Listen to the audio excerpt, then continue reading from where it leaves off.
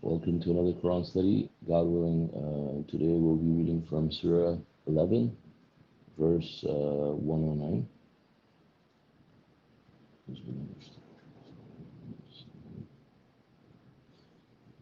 Following our parents blindly, a great human tragedy. Do not have any doubt regarding what these people worship. They worship exactly as they found their parents worshiping. We will requite them their due share fully, without reduction. We have given Moses the scripture, but it was disputed. And if it were not for a predetermined word decreed by our Lord, they would have been uh, uh, they would have been judged immediately. They are full of doubt about this, suspicious. Your Lord will surely recompense everyone for their works. He is fully cognizant of everything they do. Therefore, continue on the path you have been enjoined to follow, together with those who repented with you, and do not transgress. He is seer of everything you do. So we see in these verses, as it says in the subtitle, a great human tragedy.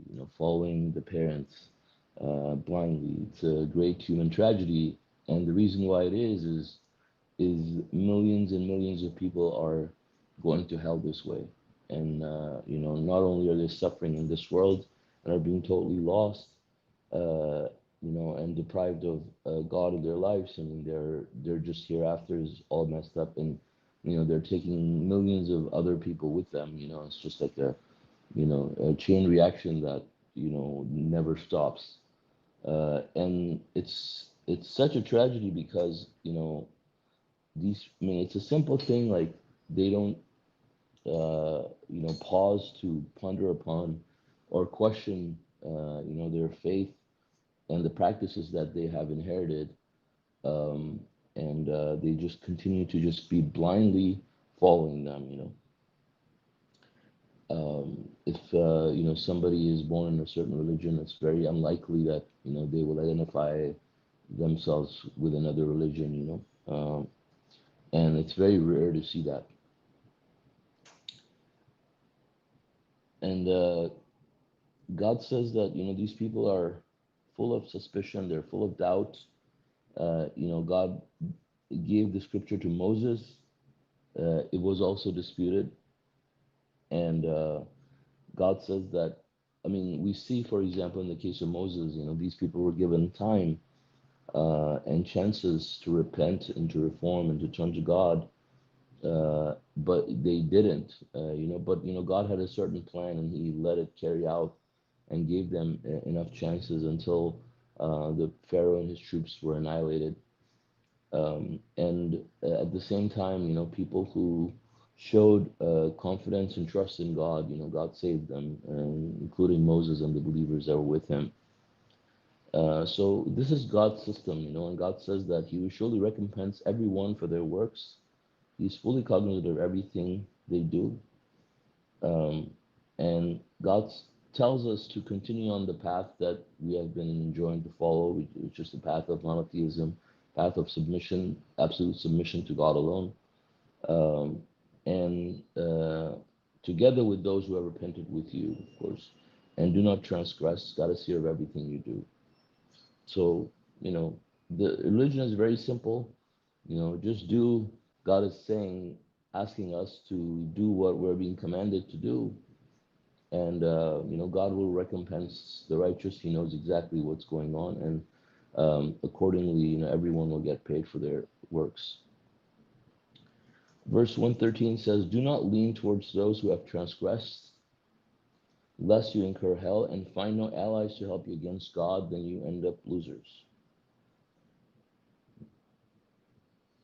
So this is very important and very critical for every submitter to understand what that means, and to lean towards those who have transgressed. It a lot of times it happens that people will justify transgressions of certain people. They'll try to defend the transgressors.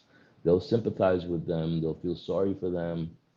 Um, and this, and they will try to cater to the other people's point of views, to try to sympathize with them, and similar things. And so uh, a lot of times, and a lot of times, people will feel pressured that when they're surrounded by people like that, obviously they shouldn't be surrounded by people like that. But when if they are, I mean, that's the natural consequence of that. That they'll feel that in order to be considered a friend, they would have to lean towards them, somewhat, given to not appear too strict, and to appear more open-minded and friendly and whatnot, and so they may want to be flexible in terms of the religion, in terms of changing the religion to acquiesce to other people's wishes, to change the rules of the religion, to change the laws.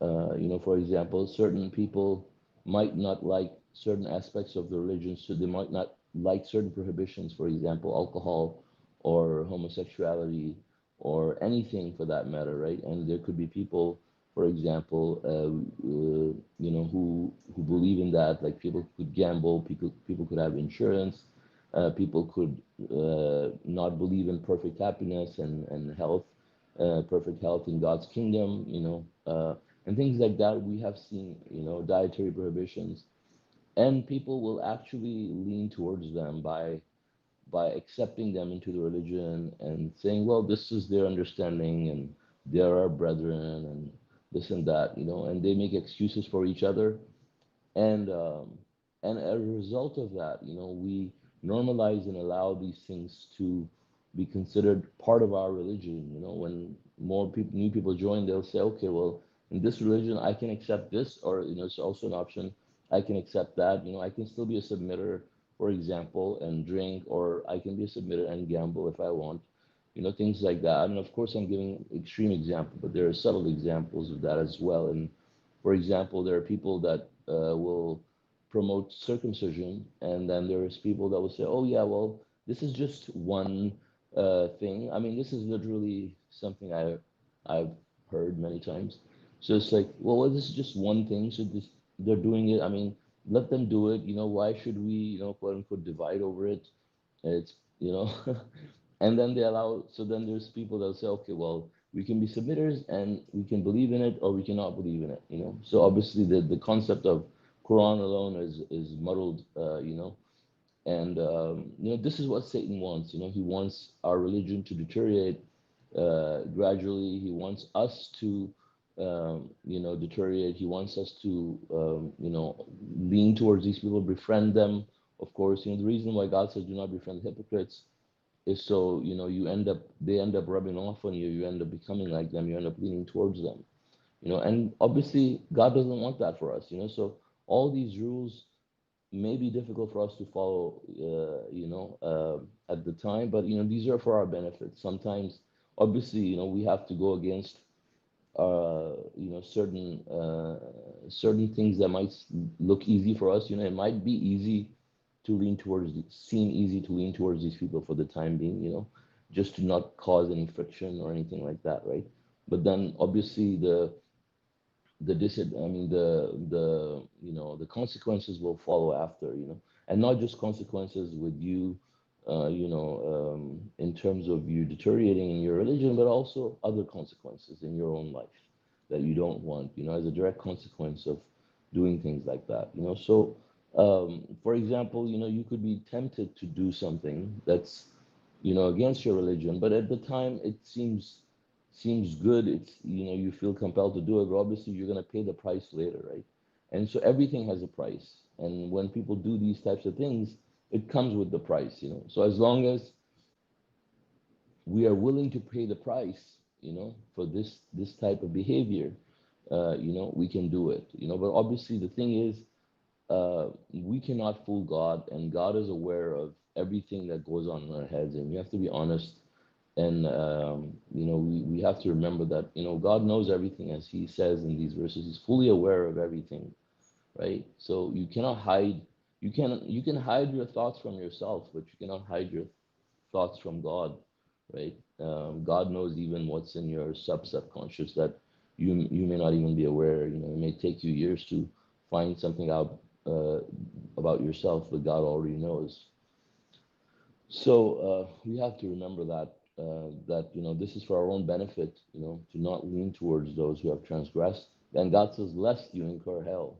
Of course, and find no allies to help you against God, then you end up losers. Of course, none of us wants that. And it's very easy to fall into that trap. I mean, we see people that are righteous or pure uh, initially, and then things, depending on their company and depending on the direction they go in, they box themselves in a certain category and choose their destiny, of course, by that. So we have to remember that we're here to be with God. We're not here to create friendships. I mean, of course, it'd be nice if we can all be united and together and happy and peaceful, but this is not the goal of our submission. Our This is not the goal of this practice, is to form a club or a uh, big community. I mean, the idea is to be here, to stand with God, to worship Him alone, and in that process, if God, surrounds us with other believers, we be with them, we are in peace with them. But this is not the end goal. Obviously, the end goal is to please God, not to please others. Verse 114, three of the five prayers. You shall observe the contact prayer salat at both ends of the day and during the night. The righteous works wipe out the evil works. This is a reminder for those who would take heed. You shall steadfastly persevere, for God never fails to recompense the righteous. If only some of those among the previous generations possessed enough intelligence to forbid evil, only a few of them deserve to be saved by us. As for the transgressors that were preoccupied with their material luxuries, they were guilty. Your Lord never annihilates any community unjustly while its people are righteous. Okay, so in these verses, first of all, we see that three of the five prayers are mentioned in the Quran, right? And I guess um, I emphasize it even more because there are people that are saying among submitters that things such as your practices of religion do not have to be mentioned, right? But we see that they are mentioned, and God mentions them. All the contact prayers are mentioned in the Quran, and so in this verse alone, three of the five prayers are mentioned, and it says, "You shall observe the contact prayers at both ends of the day and during the night." So this is referring to your dawn prayer, your sunset prayer, and your night prayer. Um, And so the righteous works wipe out the evil works. This is a reminder for those who would take heed. And so this is also, um, one of God's blessings, that the righteous works will actually wipe out your evil works. I mean, and when you do righteous works, and and especially when you repent from your evil works, those righteous works, those evil works will not even show up on your record on the day of judgment. As if you never committed those acts. So this is a blessing from God, that God allows evil works to be wiped out by this way. And we have to. That's why we have to observe our contact prayers to remember God. Obviously, we should remember God all the time and pray to God all the time. But obviously, these gifts are, like as the Messenger of the Covenant described, are the steak and lobster for our souls, right? And so we can keep snacking all day as much as we like, but these are the main meals of our soul, and we should never miss them.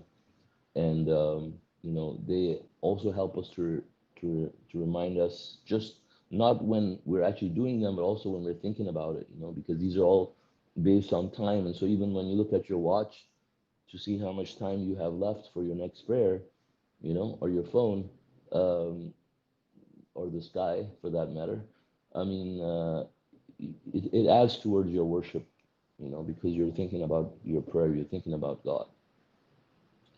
And God says, "You shall steadfastly persevere, for God never fails to recompense the righteous."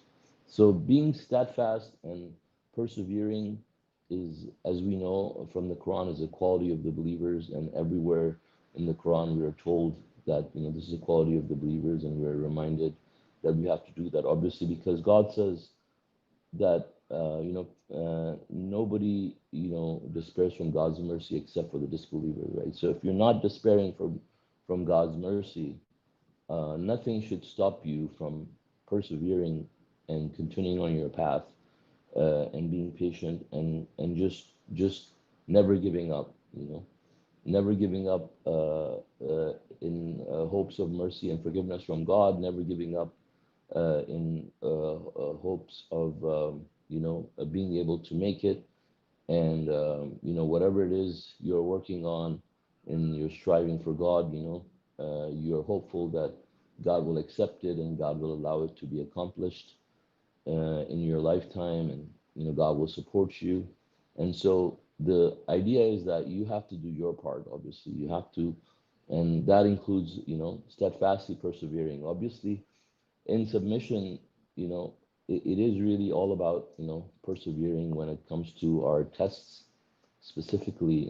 I mean, when you're put to the tests, to all of these situations in life, um, you have to steadfastly persevere through them in order to pass. At some point, if you just drop the ball and you just give up, obviously, I mean, that means you fail the test. And so you have to keep climbing, and it's like, uh, I mean, you can think of it like you're trying to climb a big mountain, right? And so you know I mean, if you can't give up, you can't look down, you can't look back, and the further along you are in the path, if you give up, obviously the fall is going to be harder as well, right? Because our responsibility is greater, and the knowledge is a huge responsibility that we have, the mathematical miracle and all these things. So we have to keep steadfastly persevering and ask God for help. If you feel like you can't do it, or it's too much, you ask God for help, and God will make it easier for you. God will give you the energy to carry on with your path. Verse 116: If only some of those among the previous generations possessed enough intelligence to forbid evil. Um, Only a few of them deserve to be saved by us. After the transgressors, they were preoccupied with their material luxuries. They were guilty. So, I mean, obviously, one thing that is difficult to do is to, um, forbid evil and to advocate righteousness. Um, it becomes difficult because, people have egos, and if you just accept everybody just doing whatever they want, I mean, it's good in the sense that yes, they have the freedom and nobody can force anybody to do anything, right? You can't. There's no compulsion in religion. You can't force anybody to do anything, right? So when we talk about advocating righteousness, forbidding evil, it's important to understand that we're not talking about compulsion and force, as we see that that's how it's practiced throughout the Muslim world. When it comes to that, they force people, enforce the rules of religion with punishments and everything, and then they say that they're advocating righteousness and forbidding evil. But on the other hand, it's just about advocating what's right, telling people what's right, and saying the right thing and doing the right thing. And obviously, societies that don't do that, they just keep falling down, going down, further and further, and getting worse and worse. Because when you have nobody telling you what you're doing is wrong, I mean, you feel more and more emboldened to do that, and more evil will prevail in the society, right? But if you have someone speaking up, then the other people will feel discouraged, and it will be harder for people to commit evil, right? For example, let me give you an example, right? Let's say when it comes to violence, right? And if you see uh, there are societies where it's totally acceptable for parents to be violent towards their children, and if you do that on the street, up out in the public, people will not say anything to you, right? And so in those types of situations, people will feel very it's very convenient for people to beat children, for example, right? Just an example, right? And but if you live in a society where if you do it, somebody will right away take a stand, or call the police or something like that, or obviously talk to you, you'll think twice at least before doing that, right? And you'll feel really really bad for doing it too, obviously. I mean, you should feel bad either way, but it will be difficult for you, right? I mean, first, of course, um, I mean, it's kind of a compulsion in the sense that there is punishment there with it, right? But if you take out the punishment factor on the side, right? I mean, just the fact that a society considers beating children as unacceptable, right? Even if they're your own children, you will not do it because you will be disciplined by other people, like in a positive way, like they'll tell you like, hey, you should stop doing this. Like, well, I think what you're doing is wrong, right? And so it's important, like if you see people like cheating and doing all kinds of nasty things, and they have nobody, there's nobody there to correct them, or say, hey, I think what you're doing is wrong. Instead, they go along with it and they encourage it. Then obviously you have a society that's going to deteriorate pretty fast, and that's what we saw in the previous communities that got annihilated. They were doing that. But as people of God, we are recommended. I mean, we are commanded to actually, forbid evil. We have, and it's not really the best thing. It's not easy. For example, you see people doing innovation. Creating innovations in religion. And you tell them that, hey, I think you're creating an innovation, like you shouldn't be doing that. They're gonna look at you most likely as the bad guy, right? Like, oh, this person's like mullah or whatever, and stuff like that. They will do that. And people will do that. Remember, what do they say? They're submitters or not? And I'm saying that from experience, right? But the thing is, you have to do what's right. If God tells you that, you have to do that. You know that if you say to someone, they might not like you, especially if their ego, kicks in, it's going to create some feelings of animosity from their side. This person might even become your enemy. But you try to do it in the best possible manner, right? But if at the end someone has a problem with it, then really it's their problem, not yours, because it's not towards you, it's towards God. Like when the messengers come and they preach the religion, and Moses, for example, went to Pharaoh to correct him, to correct what he was doing, to tell him to stop enslaving these people. Obviously, he was met with a lot of opposition, but God spared him the opposition, and God supported him. So this is the general idea that we should remember as well, that if you do what God tells you and you do the right thing, don't worry about the consequences in terms of what's going to happen, how people will perceive you and whatnot. As long as you know that you're doing the right thing in the right way, God will look after you and take care of the situation. And God says, your Lord never annihilates any community unjustly while his people are righteous. And so this is, I guess, uh, part of it, that these people from the previous communities, they didn't enjoin each other from committing the evil things. Like as it says in another verse, the rabbis and priests did not enjoin them from committing these evil things that they were doing and that they're still doing, right? But uh, obviously, God's system is that God annihilates the people when their time comes, and none of it is unjust. Well, If you're righteous, God will not gain anything from punishing you in any way, and nothing bad comes from God. But when people remove themselves from God's protection, they allow themselves to be uh, in a position where they have no protection whatsoever, and at that point, it's in accordance with God's will for these people to be annihilated because they fail their test, right? Um, but God's system is that if there is one person who is a believer among these people, that retribution will not touch that one person. So that's how God saves the righteous. So while God says somebody's righteous, God will never annihilate them unjustly.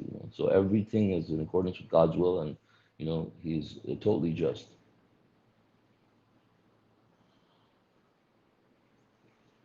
Why we were created, verse 118. Had your Lord willed, all the people would have been one congregation of believers, but they will always dispute the truth. Only those blessed with mercy from your Lord will not dispute the truth. This is why He created them. The judgment of your Lord has already been issued. I will fill hell with jinns and humans altogether. And the footnotes for these verses, for this verse, it says, the most merciful has created us on earth to give us yet another chance to denounce our original crime and to be redeemed. See the introduction and Appendix 7. And the second footnote says, God does not put a single person in hell. They choose and insist upon going to hell.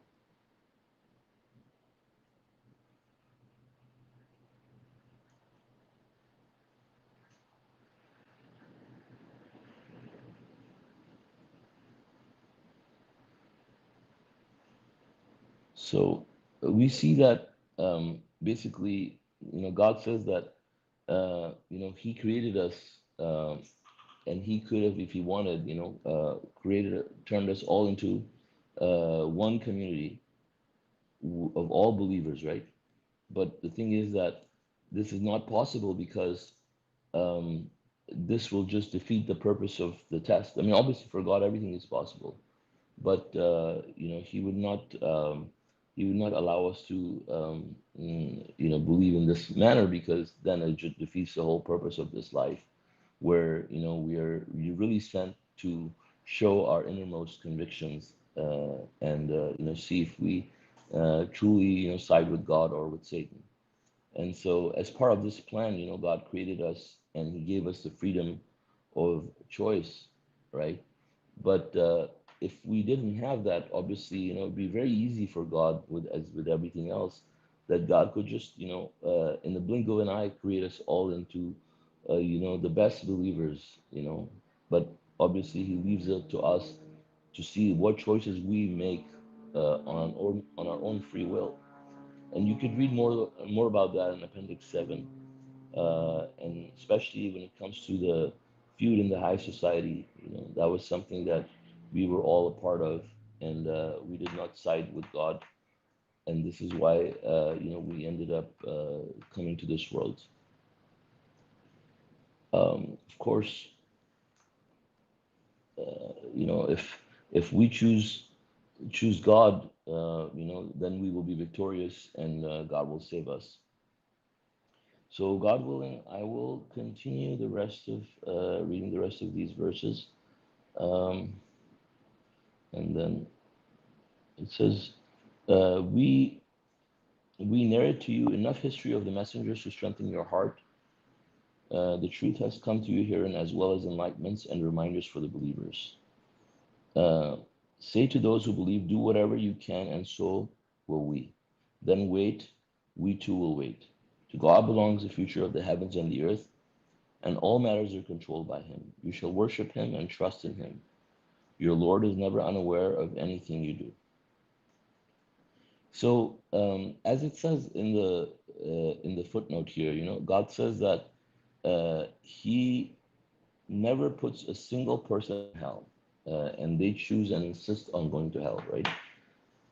And so this is very important to understand that people insist on going to hell. People insist on worshiping idols. Obviously, God has given us the choice So it's part of the test that we have this choice, and we have to come to this choice on our own. You know? And so, but God gives us everything that we could possibly need to make that choice, to facilitate us with that decision, right? But the people have decided that they don't want the truth. They hate the truth. They don't want the messengers. They disbelieve, right? So, in that sense, they insist on going to hell. Like people insist on fighting against God. People insist on spending money to fight God. People insist on worshiping idols and dedicating their life to, all of these idols. And so, when these people go to hell, obviously it's not God that is putting them to hell. They're going to hell on their own. In fact, on the day of judgment too, I mean, the way this whole system is designed, right? People who have nourished their souls enough will be able to withstand God's physical presence, right? But those who did not nourish their souls or who were disbelievers, they will not be able to withstand God's physical presence because they did not, follow the practices of religion. They did not believe and they did not nourish their souls. So they will run to hell on their own volition. Literally, they will run to hell because they will not be able to withstand God's physical presence. And it's quite a physical thing. Like people will actually run towards it because hell will feel like it's more accommodating uh, towards these people than God's physical presence. It will be too much for these people, so they will go on their own. So even then, till the very end, I mean, God does not take a single person and put him in hell. They decide to go to hell. They work towards it their whole life, and then they end up going there, right, on their own. So this is also very important to understand that nothing bad comes from God, and and in the end, we're reminded again and again, as in other verses of the Quran also, to stress on the fact that, to God belongs the future of the heavens and the earth, and all matters are controlled by God. You shall worship him and trust in him. Your Lord is never unaware of anything you do. So first of all, it says to God belongs the future of the heavens and the earth, and all matters are controlled by him. Uh, and so this is also, telling these people that, those who are disbelievers, that, they have the complete freedom of choice. They have the complete freedom to do what they want. If they want to worship idols, they want to do that, and nothing is stopping them. God is not stopping people from worshiping idols. God is giving them their choice. I mean, God has sent them reminders. He has sent them messengers. But if the people insist on doing it, they're free to do it, right? We can't go after them and tell them to force them to stop, for example, right? They have their own free choice, and they're doing it. And so God says, do to them, do whatever you can, and so will we. Then wait, we too will wait, right? So we're all waiting for God to issue his judgment when the time comes at the end, and we're all paid for everything we have done. So at that time, these people who are disregarding will think about all of the choices they made, right? Everybody wants their freedom, and that is great, right? But obviously, this freedom has a responsibility. We have the freedom, but we have to choose wisely. And there's a huge responsibility on our shoulders, and so we have to make sure that we make the right choices in life, and God will have mercy on us. With this, I'd like to end. If you guys have any comments or questions, please feel free. Thank you.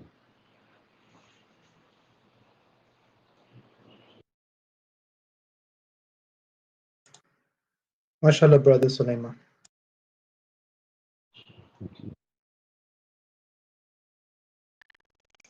Praise God.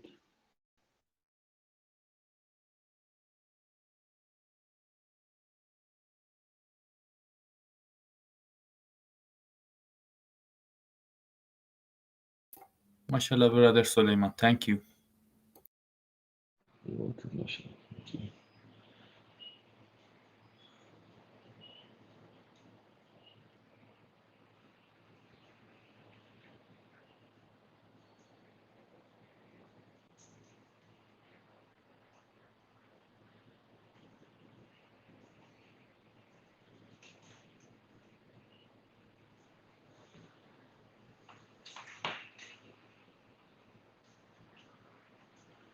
I think I'd say one more thing about the last verse that I read. God says, "You shall worship Him and trust in Him. Your Lord is never unaware of anything you do." So I think this part, sometimes we just go over it, but we never really think about, um, never really think about this, what that means, to trust in God. But God is telling us here in this verse alone also is like what that means. It means that God controls, everything, the future. God even controls the future of the heavens and the earth, of course, and all matters are controlled by Him, right? So uh, that in itself is like so clear that you have someone who controls the outcome. He controls each and everything, so you have to trust in him, right? And so like, I mean, this also goes back to the discussion we were having about the subject of insurance. Why it is it is what it is. Is it just about the gambling aspect of it, or is it also about the trust? And I think it is more about the trust than it is about the gambling. In the sense that you have to trust and believe in God that He will look after you. That you're doing everything to please Him. You choose Him as your God. He will look after you.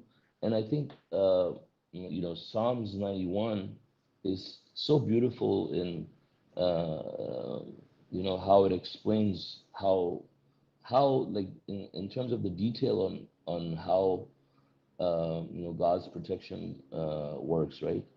And so, I mean, I love to read it, if that's okay. I always like to read it. It says, "He who," Psalms 91. I'm reading from Psalms 91 right now. It says, "He who dwells in the shelter of the Most High will rest in the shadow of the Almighty.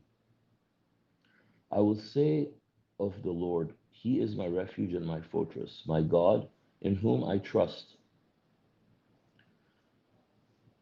So this is where the trust factor comes in. This is what it means. "Surely He will save you from the fowler's snare and from the deadly pestilence. He will cover you with His feathers, and under His wings you will find refuge. His faithfulness will be your shield and rampart," not blue shield. "You will not fear the terror of night, nor the arrow that flies by day, nor the pestilence that stalks in the darkness, nor the plague that destroys at midday. 1,000 may fall at your side, 10,000 at your right hand, but it will not come near you.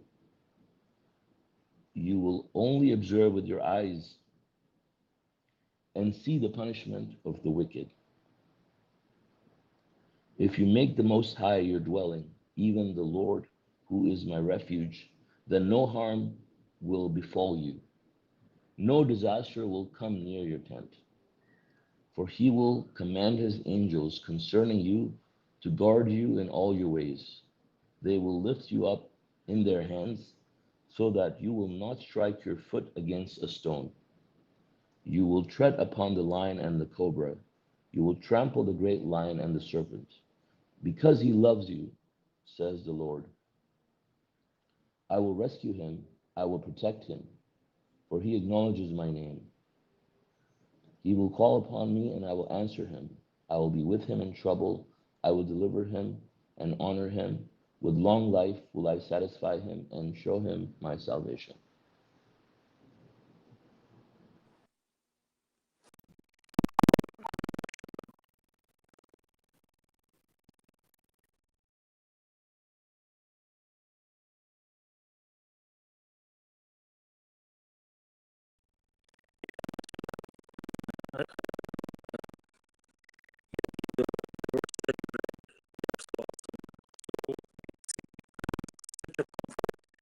To and feeling of secureness to just read and hear those. And you know what, I see those verses written in different places in the hospital with comfort, like, nothing bad will happen to you, all these things. In fact, there was a band, the wristband that has some powerful meanings written on them. People wear them for like cancer prevention and all that. So there's one band that was very popular in the hospital. It says, um, as at first glance when I picked it up, it says, "God is big enough for me." And I said, "Wow, mashallah, that's pretty good. I can wear that." But then I realized you don't understand. What does that mean? God is big enough. We don't even know. I mean, what is meaning of big enough? We cannot even put a cap on that. And there is no limit to God. I mean, why should, I mean, this is in fact, in a way, is disrespecting God to say even God is big enough for me. I mean, we don't have any idea. But back to the point, where those verses, such an awesome, awesome verses written in the elevators and for people to encourage. These things are absolutely true. Same thing we find in the Quran, and those are 23 different places that God assures his believers that nothing bad will happen to me. Even as a messenger of the covenant stresses this so much that he said, read my lips, as Bush says. I mean, what else we can ask for that? And but the problem is, those people, they follow the Bible, those people, they follow the Quran, and those people, the submitters, they don't believe in absolute happiness. They should think that if they are suffering, they're suffering with something. Either these verses are wrong, either these are false verses. If that's the case, then okay, you be on your own. But we cannot say that these are wrong. These are God's words. These are bound to happen no matter what. So if you really believe these things will happen no matter what, and if I am suffering with some kind of problems, then there is a problem with me. I am doing something wrong. I need to go back and check over and over and fix myself until these verses are happening with me, that I become a very happy and no problem person. But people, and they don't, the sad thing is, billions of people blindly following their leaders and suffering the consequences, and they see these verses are written in the Bible and the other holy books, and not questioning that you say that he died for my sin, that I will not suffer any injustice on the day of resurrection. Then why I'm suffering right now? If I'm suffering today about these verses, then what's the guarantee on the day of resurrection? At least, I mean, bring up this question. I mean, you only get one chance in this world, period. I mean, once you leave, that's it. The door closes behind you. And just to mention, mashallah.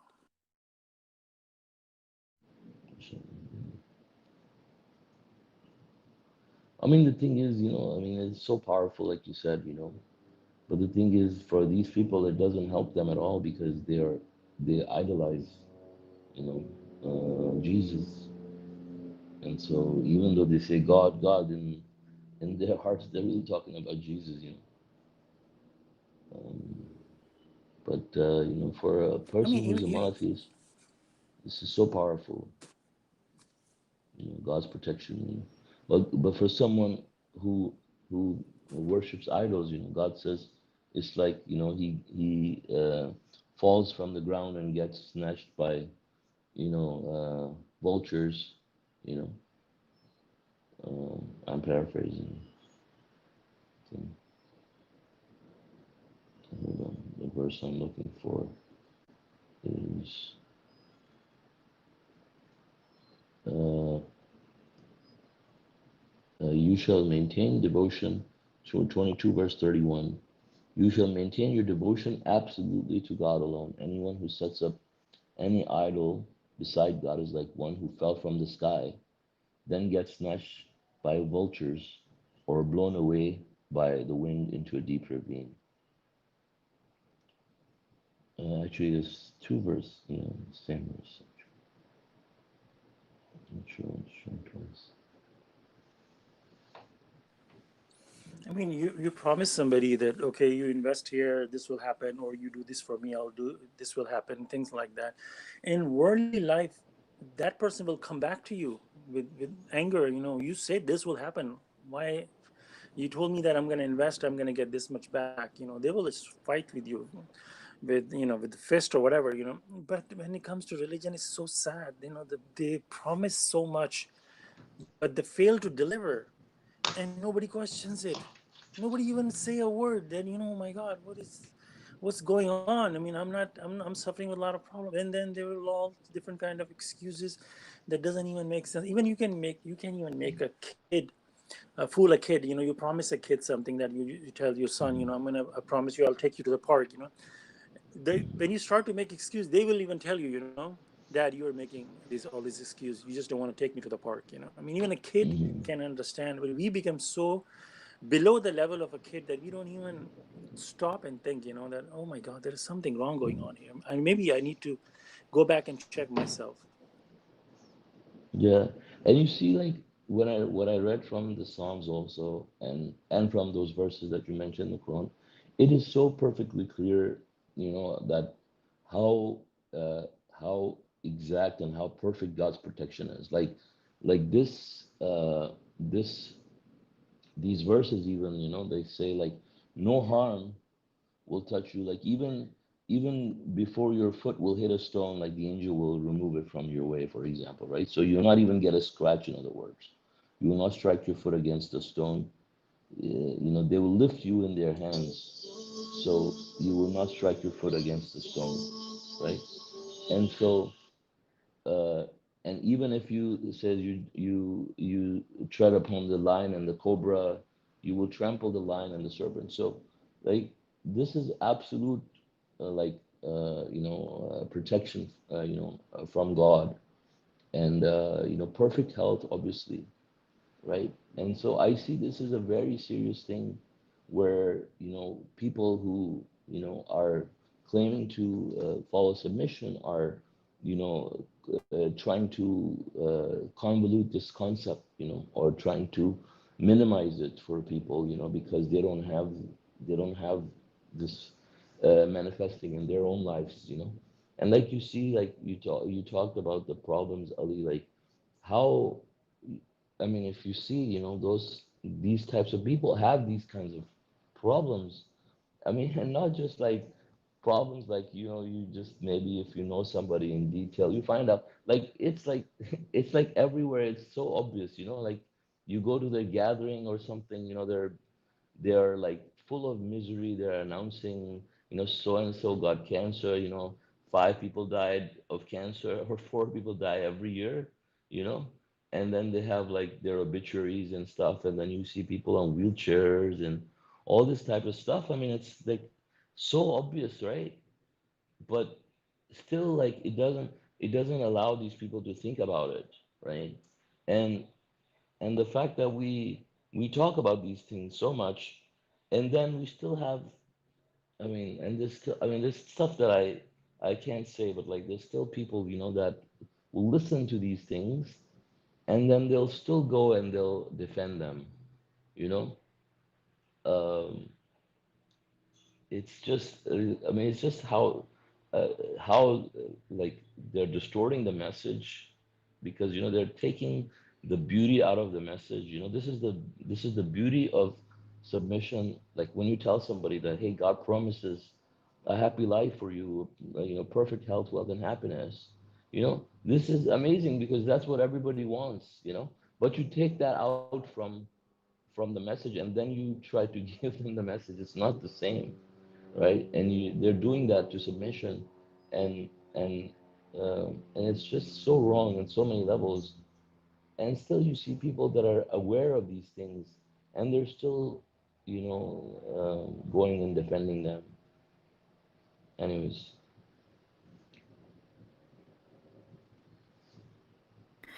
Yes, mashallah. Sorry for interrupting, Brother Ali.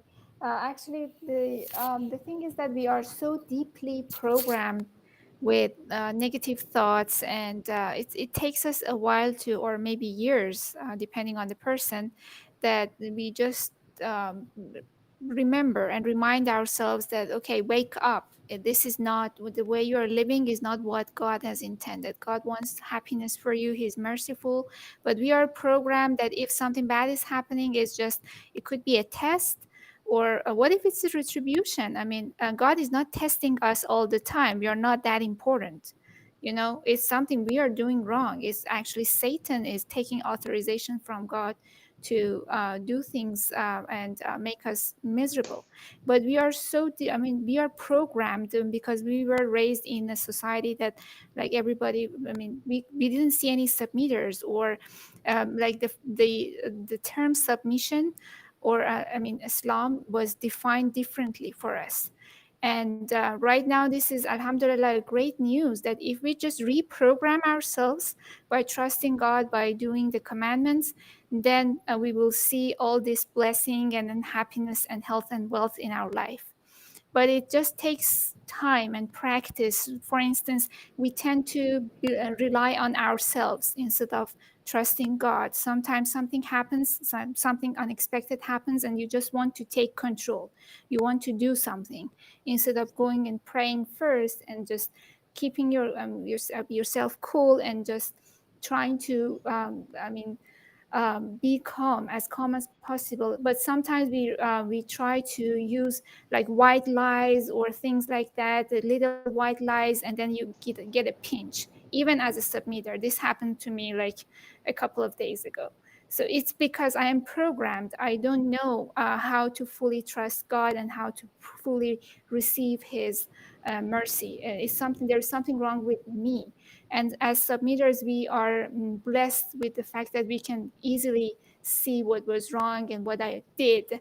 And the moment I did that, I was expecting something to go wrong, and actually something went wrong. But the most merciful actually saved me. Everything is back to normal, but it's something that we are doing. We are not obeying God. We are not following His commandments. That something is happening to us. It's not God's default. He is the most merciful. He provides the best things for us. But if somebody calls himself or herself a submitter and is expecting something bad to happen, they are not submitters.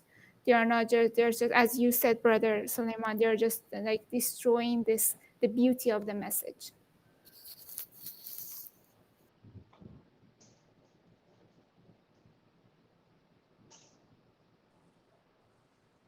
Yeah, mashallah. And it's pretty sad after you have the miracle and messenger and everything, you still go astray. And like you mentioned about the circumcision, and maybe some other many small things that submitters do, and to support that, oh, that's just a small thing. That small thing can take you to hell after the message has been clear. So Yeah, yeah, there's so yeah. many small things It's that a picks small up thing for in them, submitter yeah, really, community. but it's not that Yeah. small. Yeah, yeah. I mean, after the message, we have a huge responsibility on our shoulder. We're not a regular people. Somebody with the full message, and still you go, pick up other sources to obey something. That's pretty bad. Another thing I want to mention was that in traditional Islam, is, as Rashad says, that one of the famous hadith is that the more miserable is the one is more righteous. So that's how they put inside people's brain. And we, as growing up, whenever we see somebody who do the salat and everything, and is suffering, and we see them, wow, what a righteous person, and then they will inject with this kind of hadiths that says, one time one of the prophet companion was so hungry that he couldn't bear the hunger, that he put a stone on his stomach. And they used to preach that in the mosques. So he was so hungry, he put a stone on his belly, so to minimize the feeling of hunger. He went to prophet, maybe the prophet can offer him some food, and he went there. He saw prophet with even bigger stone on his stomach. And people were like, feeling so much. I mean, how could you say go against the Quran? And he will have his messengers and prophet and those who believe, where he says it's my immutable law that I save the believers and those along with him. And then you go and say these kind of things completely against the Quran, mashallah.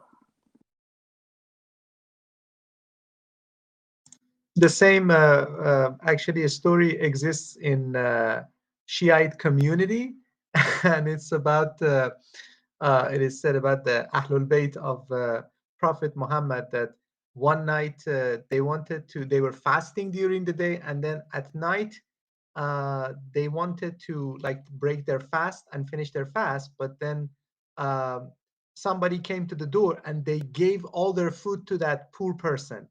Then they suffered.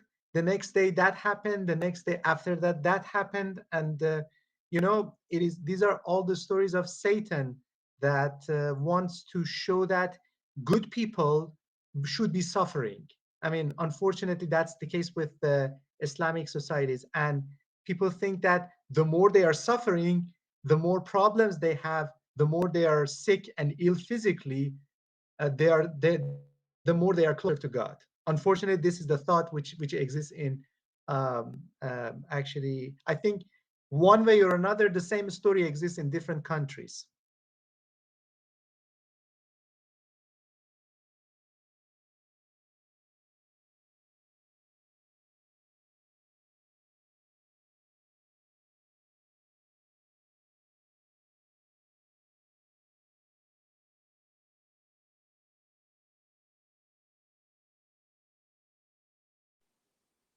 Also, inshallah, I'll make comment. Okay, I'm sorry, somebody wants to say something.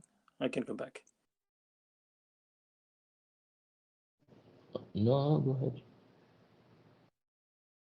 Okay, so verse 109, and the heading was that blindly following our parents is a tragedy.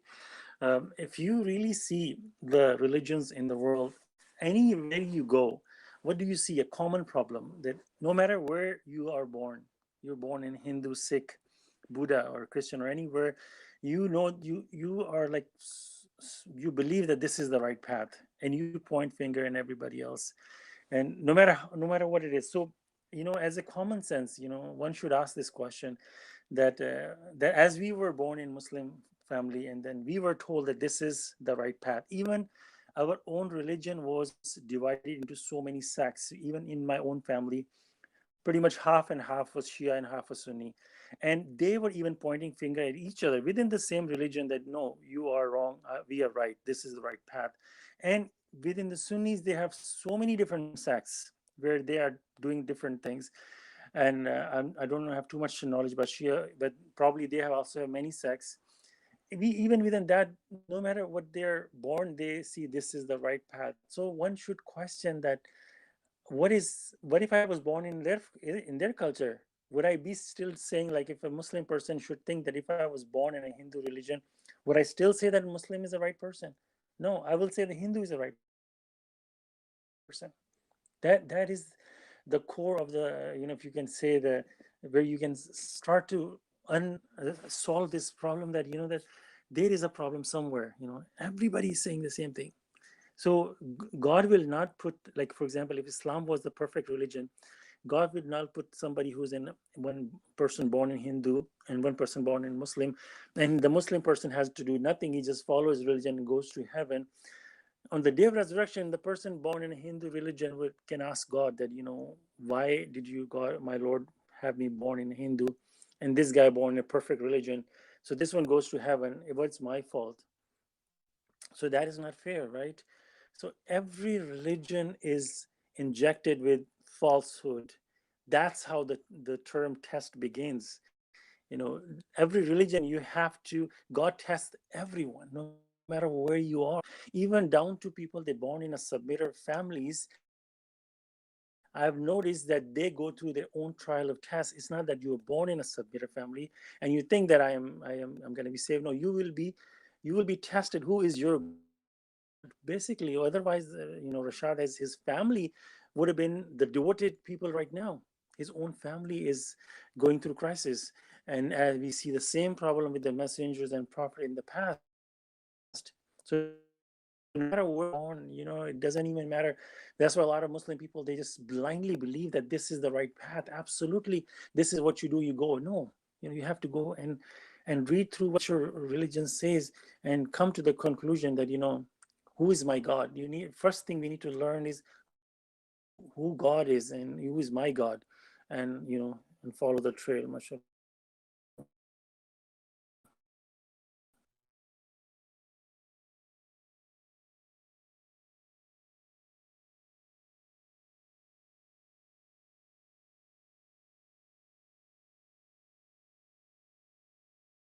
Also, I'll say that, the other thing that you say, that no compulsion in the religion, and that's just a blessing. It's just, we're not a messenger, we're not even prophet or nothing. So the burden is a lot less on ourselves. So when talking to people, mashallah, I don't even argue in any way in which we shouldn't be. And sometimes someone will get upset, why you telling me this? I say, no, go do what you want to do, man. I'm not forcing you to do that. I'm just telling you, read the Quran or read the message. You don't have to be getting upset with me. I'm not responsible for you. You want to do this, go ahead, do what you want to do. But it's kind of talking about reverse psychology. You're pushing them, in a balanced way, that then the person will start thinking, that why he's even why, because normally people, when they invite you to religion, they get angry, and they get they're like all this and that. But the beauty of submission is that we know that we are not responsible for anyone. We're not even responsible for our own family. We are, bottom line, responsible for our own self. That's who are responsible. We just give the message. We try to encourage them best possible way, as a diplomatic we can. But this also, reverse psychology is also one of a diplomatic way. The person starts thinking, like, I need to look into it in a way. But the beauty is that we are not responsible or anyone, mashallah. Yeah, in Pakistan, like, uh, I remember we had these people that would go to everybody's house from door to door, and then they'll pick, men from those homes, and literally hold them by the hand and drag them, like, to the mosque to force them to come and listen to them. Oh yes, true. The Tablighi people.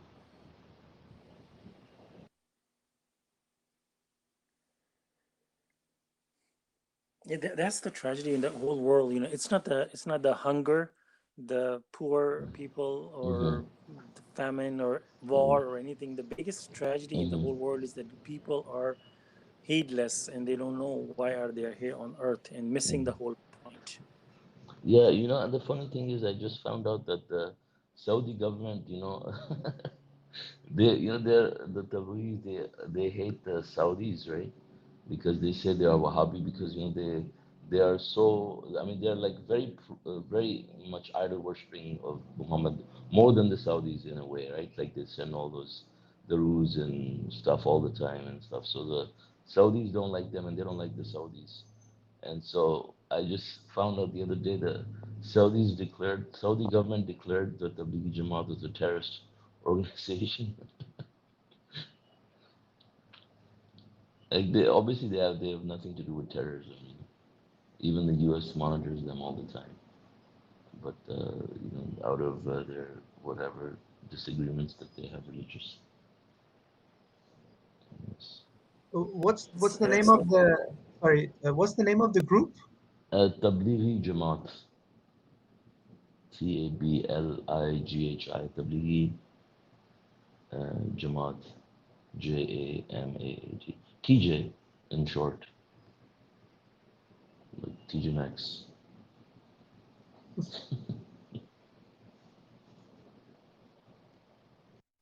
yeah, their own innovations cause them to, problem for their own self. That's what happens. And also, mashallah, God knows the future, and He knows who's going to be the believers or who's going to be submitters and things like that. As Jonah was swallowed by the whale, and when he was landed on this island, so way before God already knew all this going to happen. One of his servant will make a mistake, and this will happen. So he grew some, I don't know what was the fruit name, on that island. So for him to provide food. If you really think about your life right now, if you're a submitter, you will realize some things in your life that originated way back before even you were a submitter. The results are happening right now, and you will question yourself, what are the odds of that happening? That's something that happened way in the past, and then you started, and then now I'm getting the result. Because God knew that you will be a submitter, and so He's blessing you something, and He originated way in the back, in the past. And these are also the signs from God that nothing is happening at random. Everything is controlled by God. Mashallah. Praise God.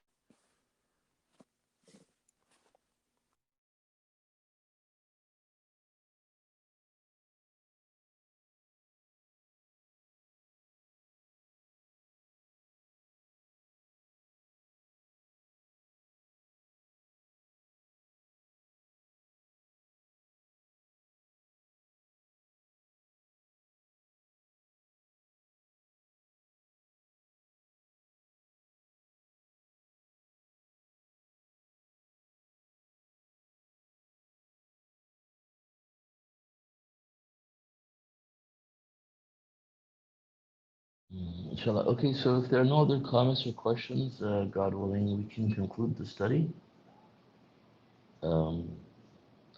There any off-topic questions at this point? Not if Jaffer doesn't have any off-topic question, then he can lead the study on Saturday. Yeah, Um, on Saturday. Brother I mean, Suleiman, not Saturday, I mean Tuesday. yeah. Thank you. So because inshallah Right, Saturday is right. the only Yes. day I will be free. Yes. Right. So Jaffer, you okay with that? So if he doesn't say anything, that means he's okay with that. I can do Tuesday, next Tuesday. Inshallah, if Shima does Saturday, Brother Jafar can do next Saturday if he wants to. Uh-huh. Would Yeah, that work? but I think he's not here because he's not responding. Well, it's late in Netherlands. Probably he's Mhm. sleeping. so inshallah, yeah, I will be doing the Quran study on Saturday. Yes, inshallah. So, Shima will be doing Saturday then. Masood, I think you can do it on I can do Tuesday. Tuesday. Yes, Tuesday, inshallah. yes. Brother Okay. Suleiman, I have one question about the Psalms of David. So Uh-huh. it's part of the Torah, and I heard from the Messenger of the Covenant that I mean he refers to it a lot. Can we trust that all of it is complete and it's not tampered with, or only some parts of it? I mean that's my Well, I question. mean, it is all confirmed by the Quran, right? So, Yes. yeah, so I mean, that shows us exactly that, this is from God. So, I mean, the things that, he says that the nonsense that is added, the 10% is easy detectable. So So it's not when in you the read it, because I haven't read the Psalms completely, but I just wanted to know whether. Um, yeah, most of the Psalms of David uh, are very pure. I haven't seen anything like objectionable. okay, Yeah, okay, very beautiful. MashaAllah. good to know. Thank you. Yeah, welcome, mashallah. God bless you all. Assalamu alaikum.